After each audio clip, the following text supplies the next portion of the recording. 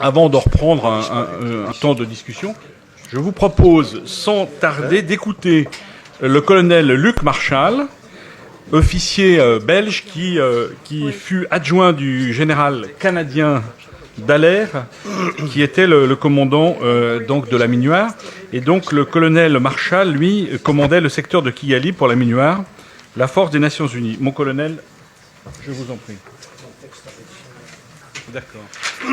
Monsieur le Président, Mesdames, Messieurs, en votre titre et qualité, au cours des prochaines minutes, je traiterai de la stratégie de rupture menée par le FPR en 1994 et de façon beaucoup plus lapidaire du rôle des États-Unis dans la région des Grands Lacs. Le contexte général qui prévalait à Kigali fin mars, début avril, nous portait plutôt vers un certain optimisme. En effet, à l'opposé des mois de janvier et février, le mois de mars fut tout à fait différent. L'amélioration sensible de la situation nous laissait raisonnablement penser que nous étions arrivés au momentum où le processus de paix allait enfin pouvoir être enclenché et que nous allions pouvoir aussi tous ensemble, parti gouvernemental, FPR et Minuar, jeter les fondations d'un avenir meilleur pour l'ensemble des Rwandais. C'était en tout cas la raison d'être de la présence de la Minuar au Rwanda. Néanmoins, à l'époque, deux faits particuliers ont également retenu mon attention. Le premier concerne l'échec de ce qui devait être la 20e tentative, je pense, de mise en place des institutions de transition le 25 mars. Alors que toutes les conditions étaient réunies pour aller de l'avant, le FPR décida de jouer la politique de la chaise vide. Si ce dernier avait réellement voulu participer au jeu démocratique, il aurait pris la place qui lui revenait sur l'échiquier politique du pays. Mais de toute évidence, pareil projet n'entrait pas dans sa vision des choses. C'est exactement ce que M. Jacques-Roger Bobo, le chef de la mission de l'ONU au Rwanda, exprima dans son livre « Le patron de Dallaire parle » à propos précisément de ce refus du FPR. Et je cite, « Son masque venait de tomber. Il avait longtemps caché son jeu, mais cette fois, les choses étaient claires. Ce parti n'avait certainement pas envie de faire aboutir le processus de paix. » Le second fait qui a retenu mon attention s'est passé le 30 mars, soit 7 jours avant l'attentat. Ce jour-là, en fin d'après-midi, je rencontre le général Nsabimana, le chef d'état-major des forces armées rwandaises, les phares. Je revenais d'une longue tournée d'inspection dans la zone de consignation des armes qui était ma zone de responsabilité. Voilà à quoi ressemblait la zone de consignation des armes. C'était une vaste zone de plus de 500 km², avec en son centre la capitale Kigali, bon, c'est la tache noire, et vous avez l'aérodrome de Kanombe sur votre droite. À l'issue de cette tournée d'inspection, je souhaitais lui faire part de mes constatations. D'emblée, son air préoccupé m'interpelle. Il est vrai que je ne l'avais jamais vu aussi sérieux et soucieux précédemment. Une fois le sujet de la zone de consignation épuisé, j'ai le sentiment qu'il veut poursuivre la conversation. Nous échangeons l'un ou l'autre propos pendant 2-3 minutes et puis, après un bref silence, il me confie son intime conviction que le FPR va reprendre la guerre dans les jours qui suivent. Il me dit fonder cette conviction sur l'existence de stocks logistiques importants constitués ces dernières semaines ou les dernières semaines par le FPR le long de la frontière en Ouganda. Il précise aussi que ces stocks ont été localisés avec précision par des agents du service de renseignement. À ma réplique que le FPR ne peut pas se permettre pareille aventure sous le regard direct de la communauté internationale, c'est-à-dire la MINUAR, il me répond mot pour mot ceci. Le FPR n'a que faire de telles considérations. L'erreur que vous, MINUAR, commettez est de lui prêter le même raisonnement que le vôtre. Mais la réalité est bien différente. Le FPR est un mouvement révolutionnaire et c'est en tant que tel qu'il raisonne et qu'il définit ses propres objectifs. Et de conclure, contre des révolutionnaires, si vous n'utilisez pas les mêmes méthodes, vous serez toujours perdant. Point n'est besoin, je crois, de vous préciser que cette conversation reste gravée dans ma mémoire, et d'autant plus qu'il ne m'a pas fallu attendre très longtemps pour apprécier toute la pertinence des propos du général Nsabimana. Voilà en bref le contexte général qui prévalait au moment où le président Habyarimana s'envola le 6 avril en début de matinée pour un sommet sous-régional à Dar es Salaam à l'invitation du président ougandais Museveni.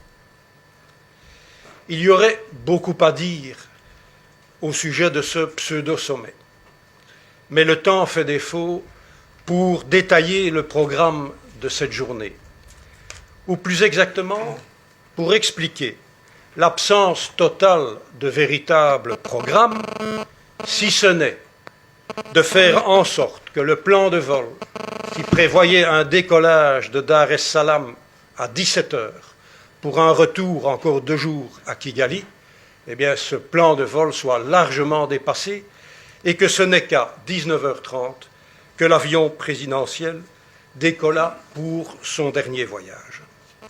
Nous savons que vers 20h30, un missile sol-air détruisit le Falcon 50 en phase d'atterrissage, entraînant la mort des présidents du Rwanda, du Burundi, de leurs collaborateurs et des membres de l'équipage.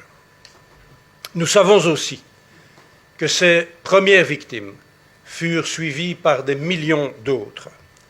Tel est le cynique bilan de ces 20 dernières années, au cours desquelles les droits les plus élémentaires de la personne humaine furent sacrifiés au nom d'une idéologie revancharde, mais également au nom d'intérêts politico-financiers prédateurs mettant le profit au-dessus de toute autre considération. En une fraction de seconde, l'État rwandais perd son président et le chef de son armée. Le Rwanda est doublement décapité. C'est donc dans un climat lourd d'incertitude que je rejoins vers 23 heures le camp Kigali. Le camp Kigali se situe aussi au sud de la colline de Kivuvu, qui est le centre-ville de Kigali. Le camp Kigali se trouve à cet endroit.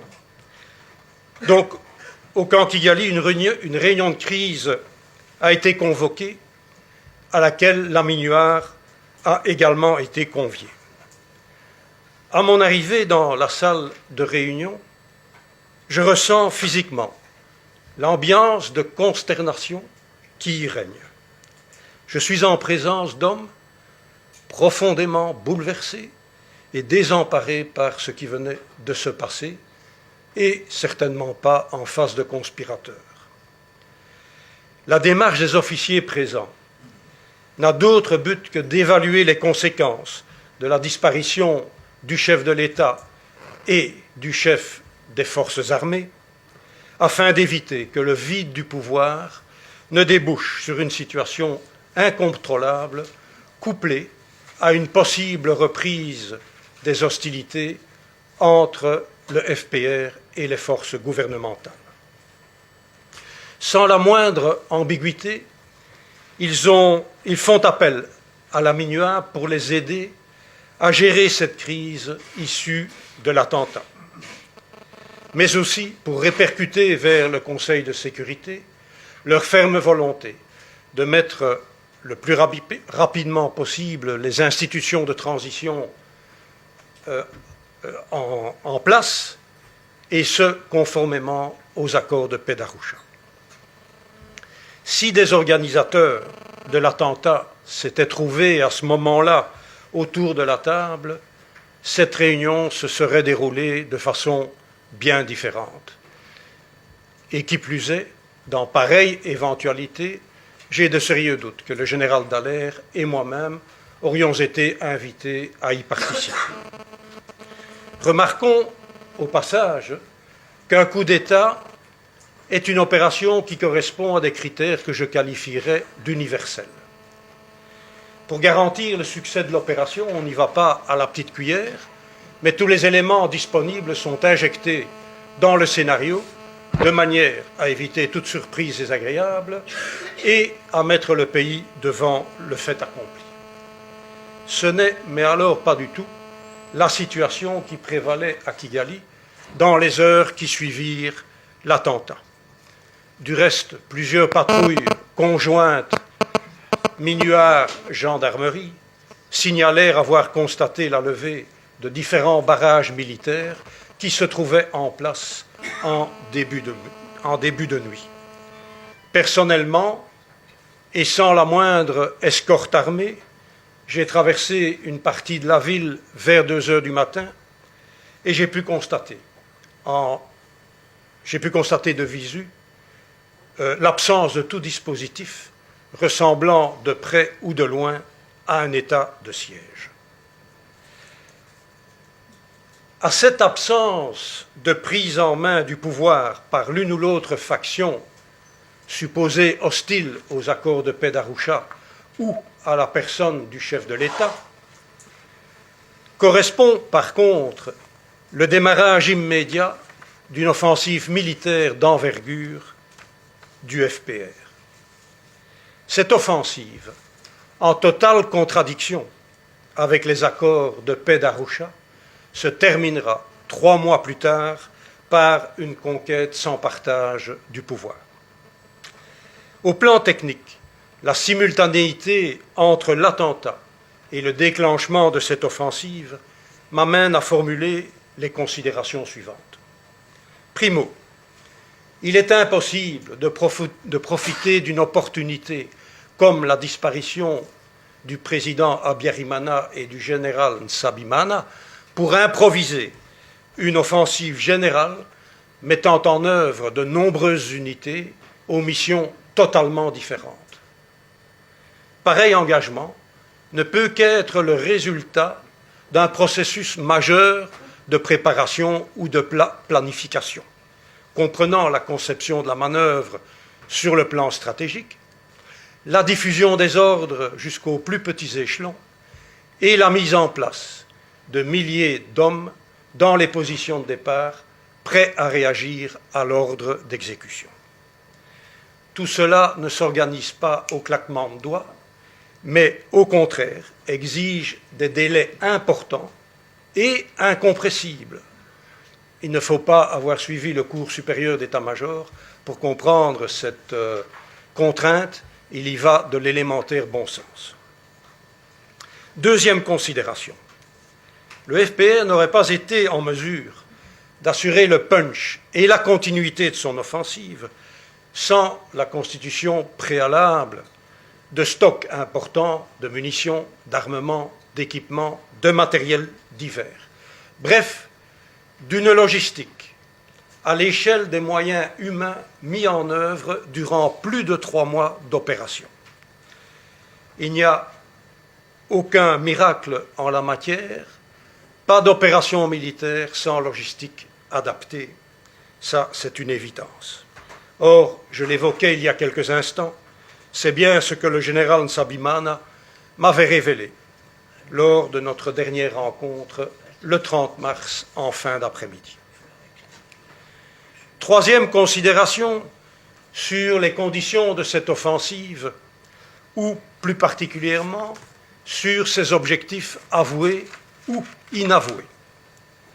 Lorsque le FPR reprit les hostilités à Kigali, le 7 avril vers 16h30, il justifia sa décision unilatérale, et j'insiste, sa décision unilatérale, par la nécessité de mettre un terme au massacre des Tutsis. Faux prétexte s'il en est, puisque ces troupes avaient déjà débuté leur offensive au nord et au nord-est, en absence totale d'agression contre les Tutsis. En outre, le 12 avril, soit au 5e jour de l'offensive, il a déjà infiltré, à ma connaissance, 3 bataillons supplémentaires à Kigali. Je dis à ma connaissance, car il s'agit d'une constatation personnelle. Ceci n'exclut nullement, comme d'aucuns l'affirment, que le FPR disposait de nettement plus de combattants à Kigali. Quoi qu'il en soit, avec ces 3 bataillons, plus celui qui se trouvait sur place, le front possède une force capable d'agir contre les massacres qui prennent de plus en plus d'ampleur dans la capitale. Qui plus est, ce même 12 avril, 10 officiers supérieurs des forces armées rwandaises signent un manifeste que l'on peut qualifier dans les circonstances du moment de très courageux. Dans ce document, ils font appel direct et solennel au FPR en vue de conclure un cessez-le-feu immédiat et de conjuguer leurs efforts pour, je cite, éviter de continuer à verser inutilement le sang des innocents. Cet appel, mesdames, messieurs, ne suscita aucun écho de la part du FPR, avec pour conséquence directe l'amplification des tueries. À aucun moment, je n'ai pu constater que d'une manière ou d'une autre, le FPR tentait de s'opposer au massacre qui s'amplifiait dans la capitale. Pourtant, ces forces étaient tout à fait capables de créer des zones refuges à proximité des quartiers qu'ils contrôlaient militairement. Mais, de toute évidence, le sort de ces lointains parents de l'intérieur ne constituait pas une de ses priorités. Du reste, dans son livre « J'ai serré la main du diable », le général Dallaire ne dit rien d'autre quand il mentionne qu'à différentes occasions, il, Paul Kagame, m'a même entretenu avec candeur du prix que ses camarades Tutsis auraient peut-être à payer pour la cause. Je crois qu'on ne peut être plus clair. Qui plus est, la pugnacité avec laquelle ces mêmes autorités du FPR ont exigé le départ des troupes étrangères venues évacuer les expatriés, plutôt que de requérir leur collaboration pour stopper net le carnage, est éminemment suspecte. Comme si le FPR craignait de se voir contré par la communauté internationale dans ses plans de conquête du pouvoir par les armes. Non seulement le FPR n'a jamais sollicité l'appui de la Minuar pour juguler le chaos qui s'installait, mais au contraire, il l'alimenta. Le 10 avril, il lança un ultimatum à la Minuar, lui signifiant que le bataillon ghanéen, qui était déployé au nord dans la zone démilitarisée, que si le bataillon n'avait pas quitté ses positions dans les 24 heures, il serait pris sous ses tirs d'artillerie. Dieu sait si un cessez-le-feu aurait permis de mettre un terme aux martyrs de la population. Je ne peux que témoigner que toutes les demandes de cessez-le-feu, exprimées soit par la Minuar, soit par les autorités gouvernementales, essuyèrent une fin de non-recevoir ou restèrent sans réponse de la part du FPR. Le général Nsabimana ne s'était pas trompé. Le FPR menait sa guerre conformément à ses seuls objectifs et sans se soucier le moins du monde du sort des populations locales ou, éventuellement, de l'opinion de la communauté internationale. Je pense que la relation des événements qui précèdent est suffisamment explicite pour réaliser que non seulement Paul Kagame n'a pas mis un terme au génocide comme il le prétend, mais bien au contraire, il s'en est servi pour mener à terme sa stratégie de rupture et concrétiser ainsi le credo qui était le sien, à savoir la conquête du pouvoir absolu par les armes. En effet, seule cette stratégie lui permettait de faire l'impasse sur les élections libres qui devaient clôturer le processus de paix. Élections libres dont il ne voulait en aucun cas. En effet, il avait parfaitement réalisé, comme pas mal d'entre nous sur place, vu l'évolution du paysage politique interne du Rwanda, que ces élections déboucheraient immanquablement sur un vote à caractère ethnique, ce qui ne lui permettrait pas d'atteindre légalement son objectif.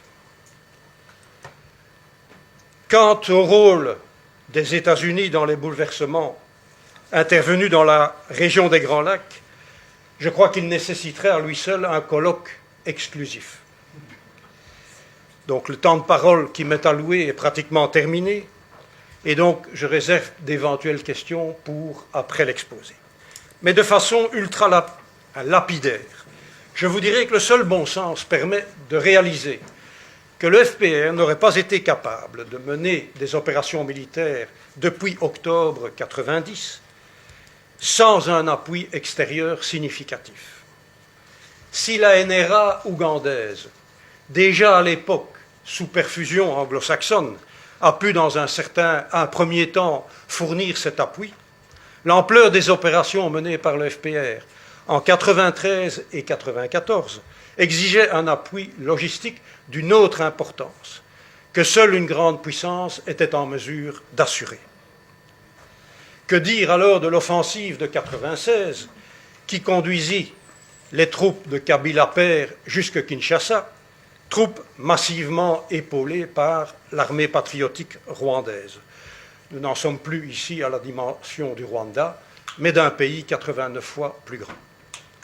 D'autre part, des réalités telles que l'accroissement de l'implantation militaire américaine dans la région des Grands Lacs à partir de 1994, la prolifération des multinationales essentiellement anglo-saxonnes qui exploitent les richesses du Congo depuis 1996 montrent à suffisance que cette région d'Afrique centrale constituait bel et bien un objectif stratégique prioritaire pour les États-Unis.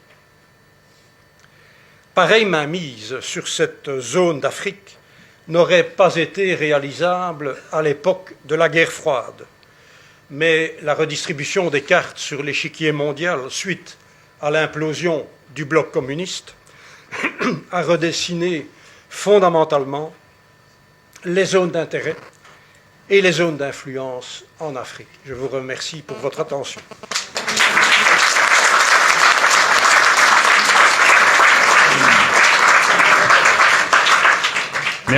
Merci infiniment, mon colonel, pour ces précisions importantes.